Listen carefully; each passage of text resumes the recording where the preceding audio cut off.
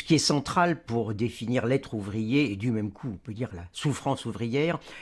c'est l'absence de temps. Bon, normalement, quand on pense ouvrier, on pense le travail, la pénibilité du travail, les heures de travail, mais comme heure, disons, de souffrance au sens de la difficulté. Ou bien, au contraire, on pense au travail ouvrier comme source de fierté et ainsi de suite. Or, bon, ce qui m'a frappé, bon, lorsque j'ai lu tous les textes ouvriers des années 1830, 1840, c'est que quand même, le principal problème, c'est le fait que on n'a pas le temps, c'est le fait qu'on est contraint, qu'on ne dispose pas finalement des moyens de vivre, quoi. Et bien sûr, ce qui m'a intéressé, c'est que quand j'ai relu La République de Platon, parce que je voulais en quelque sorte m'introduire une perspective par rapport à ma recherche sur l'archive ouvrière, ce qui m'a frappé, c'est que Platon le dit, enfin, tout au début de La République, bon, il dit que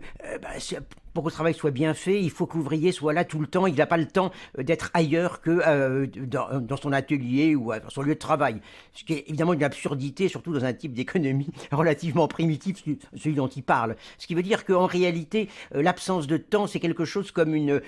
contrainte symbolique. Au fond, c'est ça qui a été reproduit, on peut dire, un petit peu continuellement au fil des siècles, à savoir qu'il y a des gens, ça peut être les ouvriers, ça peut être les femmes, qui ont on peut dire, leur lieu et leur emploi du temps qui est bien assigné, quoi, et qui n'ont pas à s'occuper d'autre chose. Au fond, il y a cette espèce de grand partage fondamental entre ce qu'on appelait dans l'Antiquité des hommes actifs, c'est-à-dire des gens qui sont capables justement